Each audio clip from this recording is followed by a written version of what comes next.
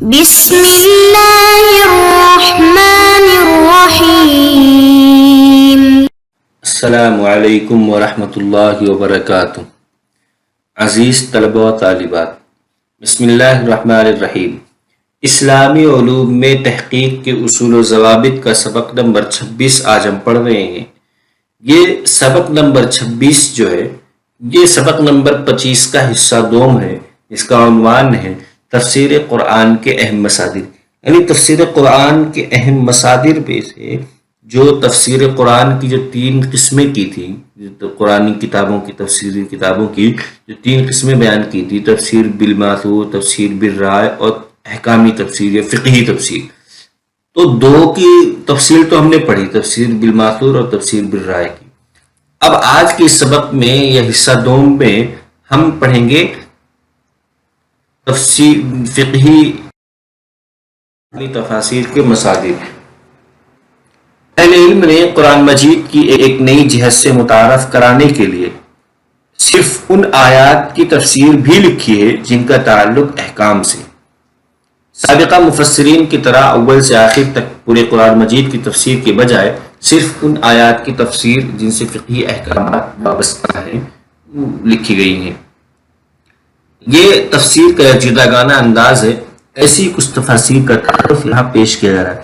یعنی مفسرین میں ایک جماعت ایسی گزری ہے جنہوں نے پورے قرآن کی تفسیر لکھنے کے بجائے ان آیتوں کو منتخب کیا جو احکام سے متعلق ہیں، اور پھر انہوں نے ان آیتوں کی تفسیر لکھی اور اسے فقہی ابواب پہ مرتب کیا، جو فقہ کا طرز ہے اس پہ مرتب کیا۔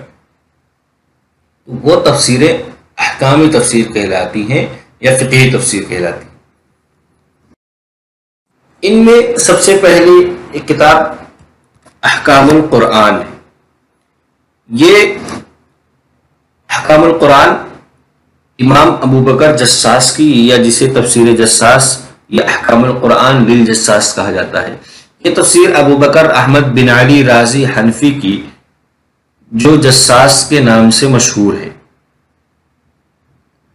علامہ جساس نے قرآن مجید کی تمام سورتوں میں سے صرف ان آیات کا انتخاب کیا ہے جو احکام سے متعلق ہیں، یعنی جو احکام سے متعلق آیات تھیں ان کو منتخب کر کے ان کی تفسیر بیان کر دی۔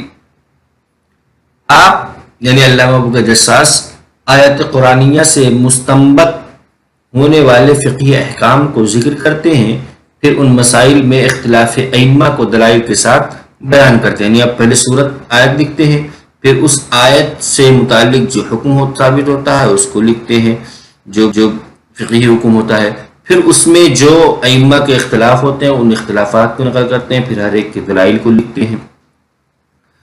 علامہ جساس نے فقہی مسائل، ان میں پائے جانے والے اختلاف اور دلائل کو اس کثرت و طوالت سے بیان کیا ہے کہ دوران مطالعہ آپ کو احساس ہونے لگتا ہے کہ آپ تفسیر نہیں بلکہ تقابل فقہ کی کوئی کتاب پڑھ رہے ہیں۔ یعنی آپ سب کے اقوال کو لکھتے ہیں، پھر سب کے دلائل کو لکھتے ہیں، پھر سب کے دلائل کا تجزیہ کرتے ہیں، پھر سب کے دلائل کا رد کرتے ہیں، پھر رد کرتے ہوئے ان کے قوی اور کمزور ہونے کی وجہ بھی بتاتے ہیں کہ اگر یہ دلیل کمزور ہے تو کیوں ہے، قوی ہے تو کیوں ہے۔ یعنی ایک تقابل فقہ کا جو طریقہ ہوتا ہے وہ تمام طریقے اختیار کیے۔ یہ کتاب بڑے سائز کی 3 جلدوں میں 1347 ہجری میں مصر کے المطبعۃ البہیہ المصریہ سے اور پھر بیروت سے شائع ہوئی۔ احکام القرآن للشافعی کہہ لیں یا بیہقی کہہ لیں، یہ دونوں طریقے سے اس کو بیان کہتا ہے کہ امام بیہقی کے احکام القرآن یا امام شافعی کے احکام القرآن دونوں طریقے۔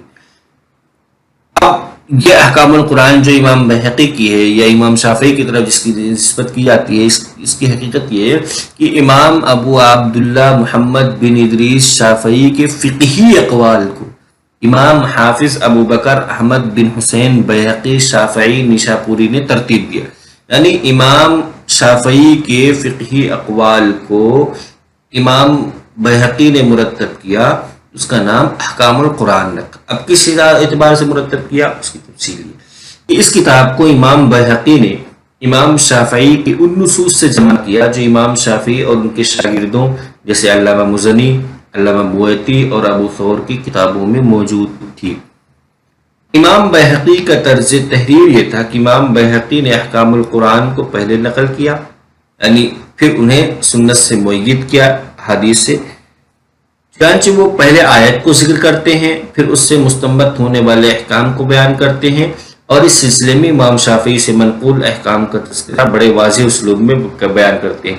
یعنی پہلے آپ یہ کرتے ہیں کہ سورت لکھتے ہیں، پھر آیت لکھتے ہیں، پھر آیت سے جو مسئلہ ثابت ہوتا ہے اس مسئلے کو بتاتے ہیں کہ اس آیت سے یہ مسئلہ ثابت ہو رہا ہے، پھر یہ بتاتے ہیں کہ اس سلسلے میں امام شافعی کا کیا کہنا ہے، امام شافعی کی دلیل کو راجح قرار دیتے ہیں۔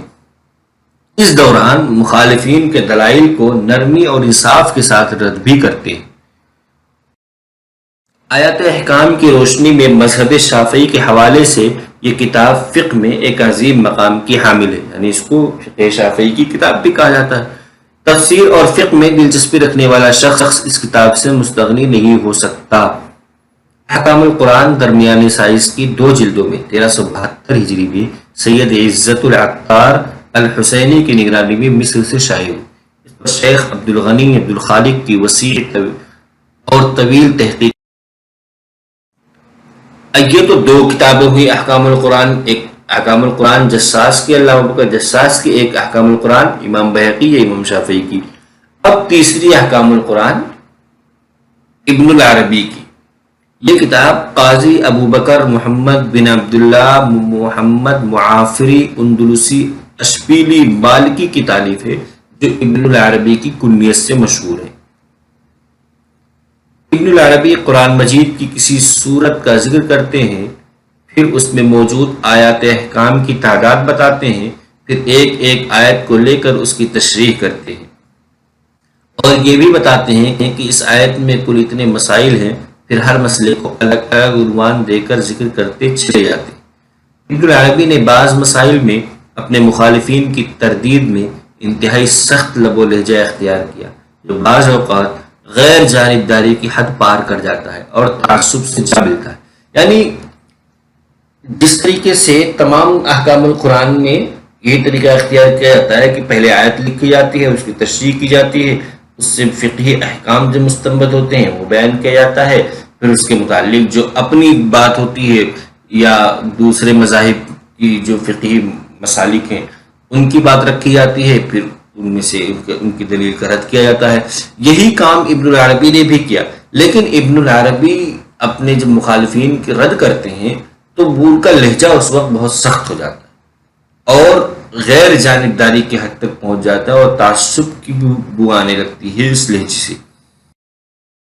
آیات سے بعض معانی کے استنباط کے لیے ابن العربی نے لغوی استشہادات کو بھی پیش کیا، لغوی تحقیق بھی پیش کی ہے معانی بیان کرتے ہوئے۔ انہوں نے نہ تو اسرائیلیات کو ذکر کیا اور نہ ہی حدیث ضعیفہ کو بیان کیا، بلکہ ان کے ذکر کو نامناسب خیال کیا ہے۔ یہ کتاب 4 جلدوں میں علی محمد بجاوی کی تحقیق کے ساتھ 1957 میں قاہرہ سے شائع۔ الجامع لاحکام القرآن، یہ امام قرطبی کی تفسیر۔ امام مفسر ابو عبداللہ محمد بن احمد انصاری اندلسی قرطبی کی آیات احکام کی تفاسیر میں لکھی گئی جامع ترین کتاب۔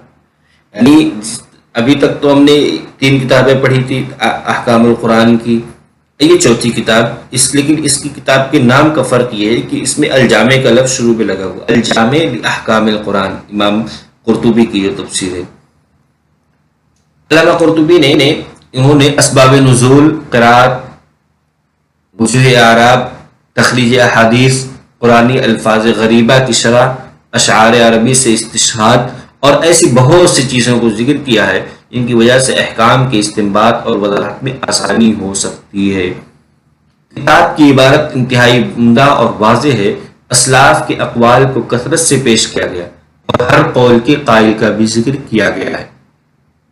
علامہ قرطبی نے اپنی تفسیر میں ابن العربی کے احکام القرآن، جس کو ہم نے ابھی پیچھے پڑھا، اس احکام القرآن سے بھی استفادہ کیا۔ علامہ قرطبی فقہی مذاہب کو بھی ذکر کرتے ہیں اور ساتھ ہی ان کے دلائل کو بیان کرتے ہیں، اور پھر آیات کی عمدہ انداز میں تفسیر کرتے ہیں، اسرائیلیات اور ضعیف احادیث سے اجتناب کرتے ہیں اور انداز بیان میں تعصب اور سختی نہیں بلکہ انصاف، نرمی اور علمی شان کے مطابق لکھتے چلے جاتے ہیں۔ یہ کتاب بڑے سائز کی 20 جلدوں میں قاہرہ کے دارالکتب المصریہ سے 1935 اور 1950 میں شائع ہوئی تھی۔ بعد ازاں الدار القومیہ للطباعت والنشر سے بھی شائع